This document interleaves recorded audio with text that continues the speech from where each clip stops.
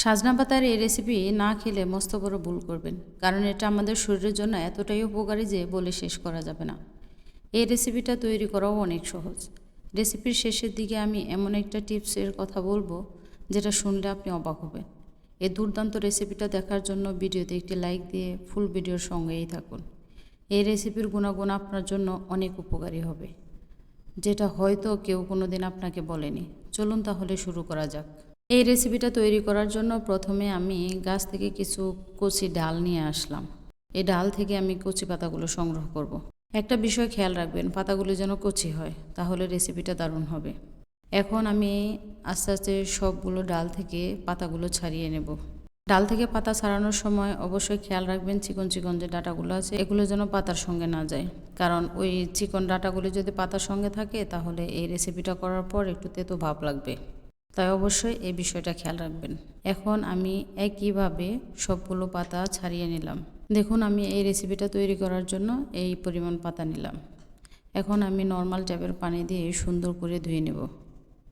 এ পাতাতে অবশ্য খুব একটা ময়লা থাকে না। পাতাগুলো সুন্দর করে ধোয়ার পর আমি এগুলো কড়াইতে দিয়ে দিব, এবং এখানে আমি সাথে দিয়ে দিব 5-6টা কাঁচামরিচ। অবশ্যই এই রেসিপিতে কাঁচামরিচ দেবেন, শুকনো মরিচ দেবেন না। এখানে আমি 2টা মিডিয়াম সাইজের রসুন নিয়েছি। আর আপনারা এখন আমাকে জিজ্ঞেস করতে পারেন বা কমেন্টে বলতে পারেন যে আপনার রসুনগুলো এমন দেখাচ্ছে কেন। সেটার একটা সিক্রেট আপনাদেরকে বলে দিচ্ছি।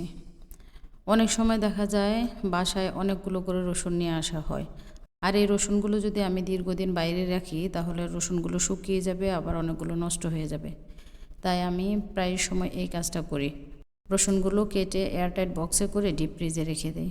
তখন দীর্ঘদিন এই রসুন খাওয়া যায়, আর রসুনগুলো খুব ভালো থাকে। আপনার যখন প্রয়োজন হবে তখনই আপনি এই রসুন ব্যবহার করতে পারবেন। আপনার সময়ও বাঁচবে এবং কাজেও সুবিধা হবে। এখানে আমি কিছুটা লবণ দিয়ে দিলাম। লবণ দেওয়ার কারণে দ্রুত পাতাটা সেদ্ধ হবে এবং সফট হয়ে আসবে। আপনারা অবশ্যই এই পর্যায়ে লবণ দেওয়ার চেষ্টা করবেন। এই পর্যায়ে চুলার হিটটা অবশ্যই মিডিয়াম টু লোতে রাখতে হবে, হাই হিটে রাখা যাবে না। এখন আস্তে আস্তে করে নেড়ে ছেড়ে আমি পাতাটা সেদ্ধ করে নেব। যেহেতু আমি পাতাটা ধোয়ার সাথে সাথে কড়াইতে দিয়ে দিচ্ছি, তাহলে গায়ে গায়ে কিছুটা পানি লেগে আছে, এই জন্য আর এখন পানি ব্যবহার করার কোনো প্রয়োজন নেই। আপনারা যদি বেশিক্ষণ আগে এই পাতাটা ধুয়ে রাখেন তাহলে অবশ্যই পানি ঝরে যাবে, পাতাটা শুকিয়ে যাবে। তখন সেই ক্ষেত্রে আপনারা কিছুটা পানি ইউজ করতে পারেন, এতে টেস্টের কোনো পরিবর্তন হবে না। আমি এখন নন স্টপ নেড়ে চেড়ে পাতাগুলো সেদ্ধ করে নেব। এখানে ঢাকনা দিয়ে ঢাকার কোনো দরকার নেই। আপনি আস্তে আস্তে করে নেড়ে ছেড়ে পাতাটা সেদ্ধ করে নেবেন, সাথে সাথে রসুন এবং মরিচ সেদ্ধ হয়ে যাবে, এবং একেবারে পাতাটা শুকিয়ে নেবেন। আরেকটা কথা মনে রাখবেন, অবশ্যই বেশি শুকনো করে ভাজবেন না।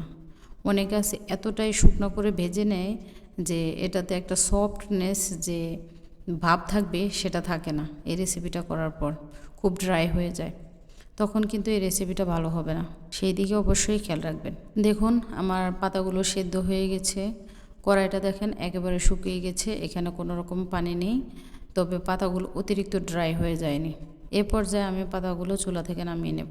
এখন কিছুক্ষণ ঠান্ডা হওয়ার জন্য রেখে দেব।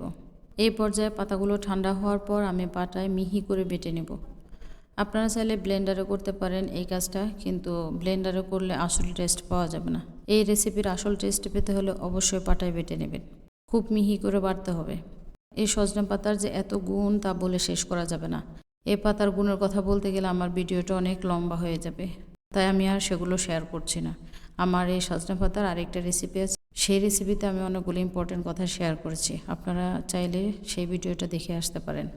আপনারা যদি এই চ্যানেলে নতুন হয়ে থাকেন তাহলে চ্যানেলটি অবশ্যই সাবস্ক্রাইব করবেন, আর পাশে থাকা বেল বাটনটি প্রেস করে রাখবেন আমার পরবর্তী ভিডিওর নোটিফিকেশন সবার আগে পাওয়ার জন্য।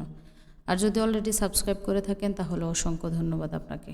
আমাদের প্রতিদিন হেলদি খাবার খাওয়া উচিত, এতে করে আমাদের শরীর যেমন সুস্থ থাকবে তেমনি আমাদের রোগ প্রতিরোধ ক্ষমতাও বাড়বে। মাঝে মধ্যে হলেও চেষ্টা করবেন এই সজনে পাতার এই রেসিপিটা করে খাওয়ার জন্য। এই রেসিপিটা এতটাই টেস্টি, অনেকে হয়তো জানেই না যে সজনে পাতা দিয়ে এই দুর্দান্ত একটা ভর্তা বানানো যায়, আর এটা বানানো এতটাই সিম্পল আর খুব কম উপকরণ লাগে। আপনারা অবশ্যই বাসায় একবার হলেও ট্রাই করবেন, আর কমেন্টে জানাবেন এই ভর্তাটা খেতে কেমন হয়েছে। দেখুন, আমি কি সুন্দর করে পাটায় বেটে নিলাম। আমার বাটা অলরেডি শেষ। এখন আমি সার্ভ করার জন্য একটা প্লেটে নিয়ে নিলাম। দেখুন দেখতে কত সুন্দর হয়েছে। দেখতে যতটা সুন্দর হয়েছে তার চেয়ে বেশি আরও লোভনীয় হয়েছে। একবার খেলে বারবার খেতে মন চাইবে। অবশ্যই বাসায় একবার হলেও ট্রাই করবেন, আমার রিকোয়েস্ট রইল আপনাদের প্রতি।